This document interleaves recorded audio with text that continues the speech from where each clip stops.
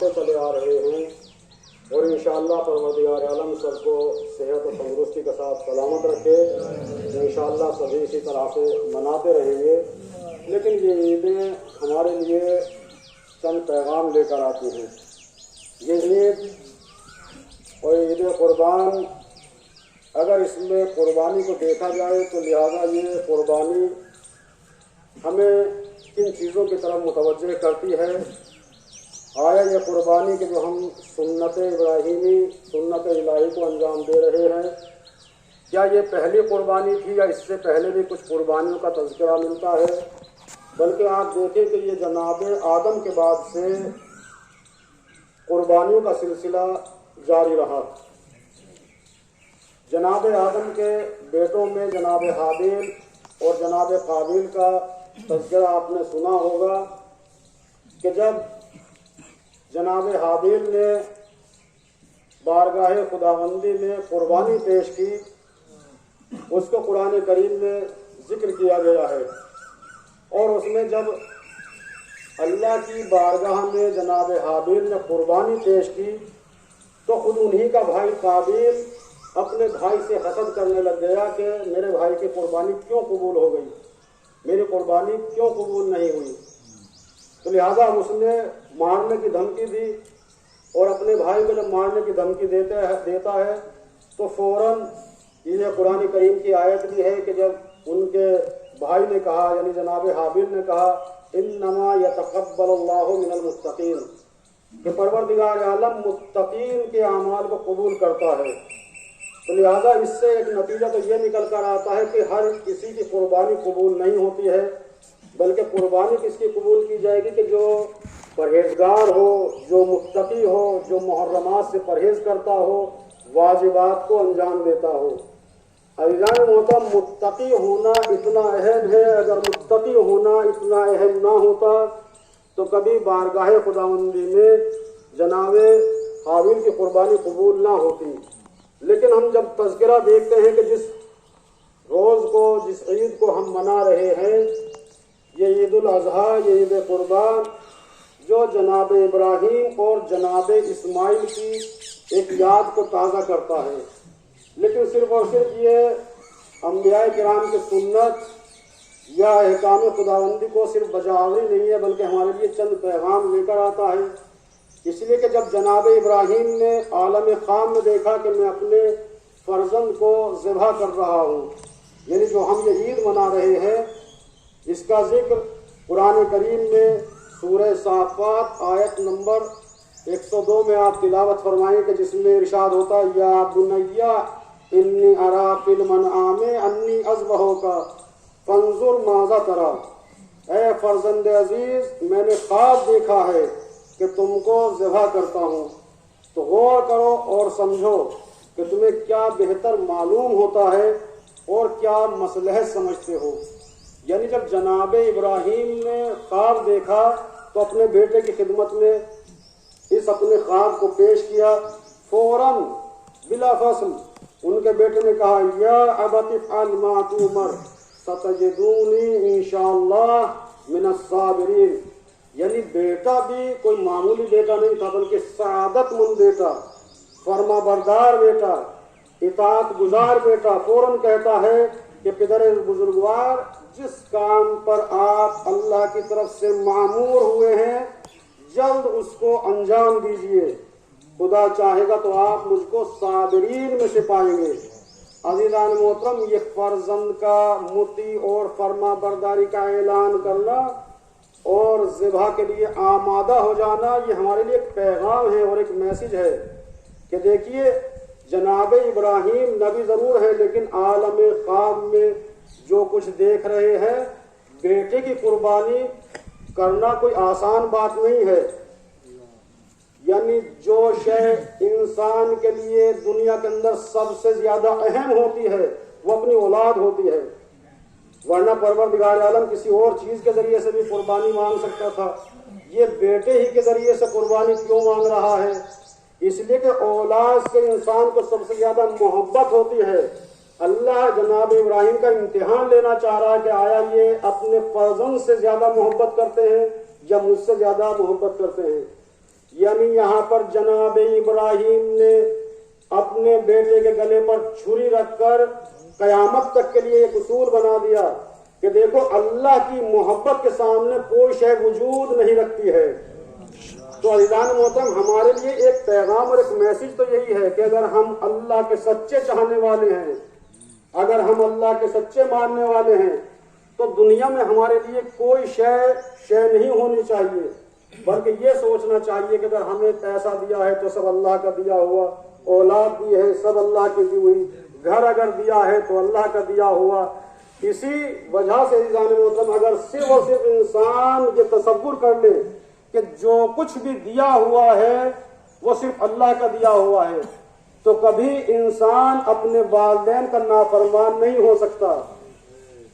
کبھی کبھی بعض مواقع پر جو بعض بے تربیت فرزند جب اپنے باپ سے کہہ دیتا ہے، کبھی روبرو یا کبھی غائبانہ طور پر کہ انہوں نے ہمارے ساتھ کیا ہی کیا ہے، ہم اگر پہنچے ہیں اس مقام پر تو اپنی محنت سے پہنچے ہیں۔ عزیزان محترم، یہ ذرا اپنے باپ کے دل سے معلوم کیجئے کہ اس نے کس محنت اور کس مشقت کے ساتھ آپ کو پروان چڑھایا ہے۔ یہ ذرا اپنی ماں کے کلیجے سے معلوم کیجئے کہ ماں نے کن زحمتوں کو اٹھا کر آپ کی پرورش کی ہے۔ وہ ماں کا درد سمجھیے کہ جو درد ایک خاتون، ایک ماں اٹھاتی ہے، انسان ایک لمحہ کے لیے بھی اس درد کو، اس مصیبت کو، اس پریشانی کو برداشت نہیں کر سکتا ہے۔ اور اگر انسان چاہے کہ اس درد اور اس مصیبت اور اس پریشانی کا پوری زندگی اس کا صلہ دے تو اس کو ادا نہیں کر سکتا ہے۔ تو لہٰذا کہنے کا مقصد یہ ہے عزیزان محترم کہ یہ عید ہمارے لیے ایک پیغام اور ایک میسج ہے کہ جو چیز دنیا میں انسان کے لیے سب سے زیادہ عزیز ہوتی ہے، جناب ابراہیم نے اس کی قربانی پیش کرنا چاہی، ادھر سے پروردگار عالم نے فرشتوں کے ذریعے سے دمبے کو بھیج دیا اور بیٹے کو بچا لیا۔ یعنی دمبا چھری کے نیچے آ جانا یہ اس بات کی علامت ہے کہ جناب ابراہیم کی قربانی قبول ہو گئی، اور اللہ جس چیز کی قربانی کو قبول کر لیتا ہے وہ پھر معمولی نہیں ہوا کرتی۔ عزیزان محترم، یہ جناب ابراہیم ایک پیغام اور ایک میسج دے رہے ہیں کہ دیکھیے آپ کی نظروں میں جو بھی شے زیادہ مہم ہے، آپ اگر اس کی قربانی دے رہے ہیں، لیکن صرف اور صرف اس لیے ہونی چاہیے خالصۃً للہ۔ نیت میں سب سے پہلے ہمارا جو مقصد اور قربانی کا مقصد ہے اور ہدف ہے وہ ہے اللہ کا قرب حاصل کرنا، اللہ کی قربت حاصل کرنا۔ نہ ہم کسی کو دکھانے کے لیے قربانی کرتے ہیں، نہ ہم کسی بڑاپن کے وجہ سے جو ہے قربانی کو انجام دیتے ہیں، بلکہ خالصۃً للہ، اس لیے کہ ایک مطلوب پروردگار ہے، اللہ ہم سے قربانی کو چاہ رہا ہے۔ تو لہٰذا ان کے لیے ایک پیغام اور ایک میسج ہے کہ جو دکھاوے کے لیے کہ صاحب میرا بکرا سب سے زیادہ اچھا ہوگا، میرا بکرا سب سے اونچا ہوگا، تو عزیزان محترم اللہ کی نظروں میں ریاکاری کا عمل قابل قبول نہیں ہے۔ عمل وہ قابل قبول ہوگا کہ جس کو خالصۃً للہ، اللہ کے لیے انجام دیا گیا ہو۔ اور عزیزان محترم، یہ عید ہمارے لیے ایک پیغام اور ایک میسج اور بھی لے کر آتی ہے۔ اگر قربانی پیش کرنا مقصود ہوتا تو لہٰذا اللہ قربانی کرنے کے بعد حکم دے دیتا کہ اسے کھاؤ اور پیو، استعمال کرو، لیکن نہیں، اس کے 3 حصے قرار دیے کہ ایک حصہ اپنے لیے، ایک اپنے عزیز اور اقارب کے لیے، رشتہ داروں کے لیے، اپنے ہمساؤں کے لیے، ایک حصہ جو ہے وہ غربا اور مساکین کے لیے۔ یعنی قربانی کے 3 حصے اس لیے کیے گئے ہیں کہ تنہا خود ہی کھا کر مت بیٹھ جانا، بلکہ اپنے چھوٹے بھائیوں کا خیال رکھنا، چونکہ بعض غربا اور بعض مساکین ایسے ہوتے ہیں جو پورے سال بکرے کا گوشت نہیں کھا پاتے ہیں۔ تو لہذا اللہ متوجہ کر رہا ہے کہ آپ اپنے چھوٹے برادران کو بھول مت جانا، انہیں قربانی کے وقت یاد رکھنا، اور اپنا قربانی کا گوشت ان کے گھر پر پہنچا کر یہ یاد کر لینا، یہ سال بھر بھی آپ کو بھولنا نہیں چاہیے۔ عزیزان محترم، یہ 2 موقع ایسے آتے ہیں عید الفطر میں بھی جس میں غربا اور مساکین کی طرف متوجہ کیا گیا ہے، دوسرا عید الاضحیٰ کا موقع۔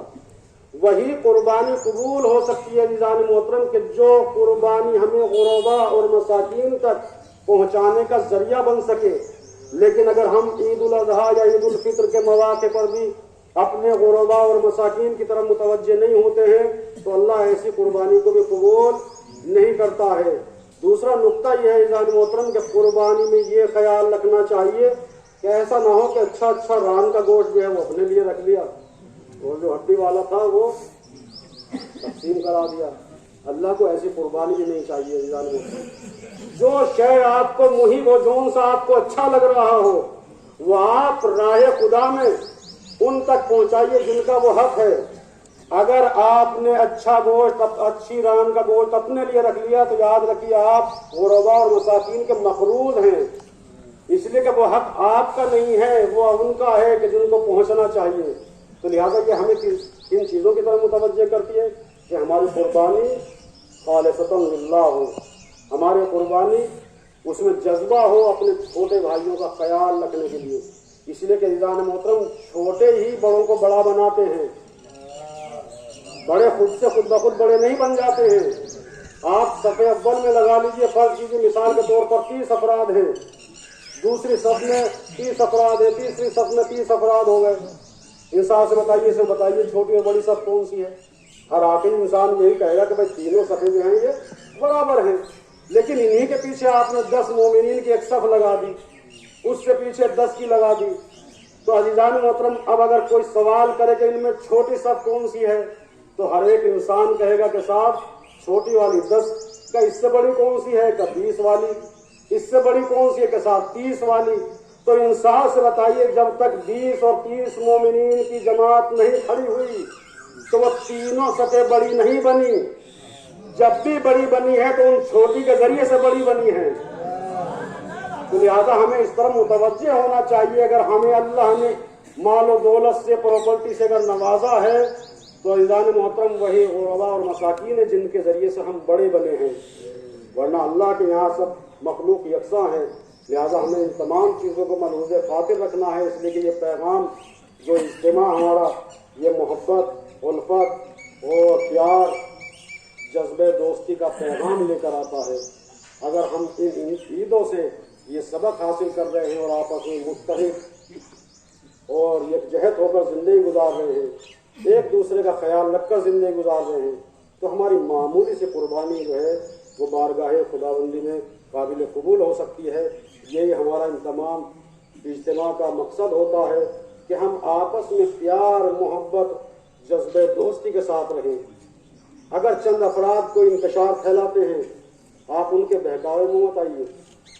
آپ یہ دیکھیے عزیزان محترم کہ شیطان آپ ہی کے راستے میں بیٹھا ہوا ہے، جو بہتے ہوئے ہیں شیطان ان کے راستوں میں کوئی کام نہیں، کوئی سروکار نہیں۔ قبلہ تشریف فرما ہے، تائید فرمائیں گے اس بات کی ہے، مجھے سیدھے راستے پر چلنے والوں کے ہی راستے میں بیٹھا ہوا ہے۔ یہ مت سوچیے کہ آپ بری ذمہ ہے یا نہ بری ذمہ، شیطان ہم کو بہکائے گا، وہ شیطان اپنا کام کرتا ہے اور کرتا رہتا ہے، لیکن سب سے بڑی طاقت اللہ کی طاقت ہے۔ اگر آپ اللہ کے سچے چاہنے والے ہیں تو عزیزان محترم ہر موڑ پر آپ شیطان کو شکست دے سکتے ہیں۔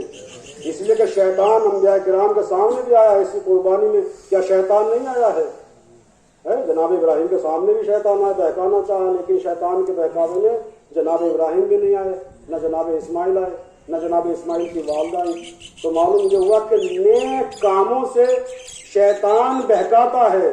آج کے دور میں بھی اگر نیک کاموں میں اگر شیطان کوئی بہکا رہا ہے تو عزیزان محترم اسے آپ انسان نہ سمجھیے، انسان کی شکل میں اسے شیطان سمجھیے۔ اگر کسی بھی نیک عمل سے کوئی کسی کو روک رہا ہے یا شیطانی کر رہا ہے تو آپ اسے انسان تصور نہ کریں، بلکہ یہ سوچیں کہ یہ انسان کی شکل میں، آدمی کی شکل میں یہ شیطان آ گیا۔ تو لا حول ولا قوت پڑھ کر اپنے نیک کام کی طرف بڑھ کے چلے جائیے، تو انشاءاللہ آپس میں بھائی چارہ بھی بڑھے گا، آپس میں محبت بھی بڑھے گی، آپس میں الفت بھی بڑھے گی، اور اگر اسی طرح سے ہماری زندگی گزرتی رہی تو واقعی ہمارے ان تمام اعمال کو پروردگار عالم قبول فرمائے گا۔ آخر میں صبح گرمی کا وقت ہے اور میں آپ کو زیادہ زحمت نہیں دینا چاہتا۔ پروردگار عالم سے دعا ہے کہ پروردگار عالم تمام مومنین کو صحت اور تندرستی کے ساتھ محفوظ رکھے۔ پروردگار ہمارے تمام تر قربانیوں کو قبول فرمائے. پروردگار ہماری تمام عبادات کو قبول فرما. پروردگار دشمنان اسلام کو نیست و نابود فرما. پروردگار پرچم اسلام کو سربلند فرما. پرچم کفر و نفاق کو سرنگو فرما. پروردگار مقامات مقدسہ کی حفاظت فرما. پروردگار ہمارے علماء اعلیٰ مراجع کرام کی حفاظت فرما. پروردگار ایمان کے ظہور میں تعجیل فرما. تعجیل فرما. تعجیل فرما. بسم اللہ الرحمن الرحیم. قل هو اللہ احد اللہ الصمد لم یلد ولم یولد ولم یکن له کفوا احد.